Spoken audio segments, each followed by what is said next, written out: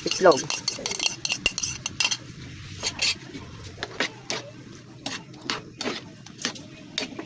Kumain mo na yun. Patakin mo muna dyan eh, para ano. Tilapia, ang sarap. Ang bango. Ang bango ko.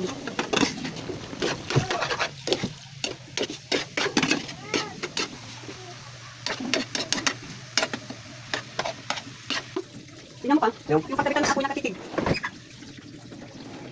Kaya ba yan istan? Nakatitig yung apoy din ng iba. Baka masunog tayo.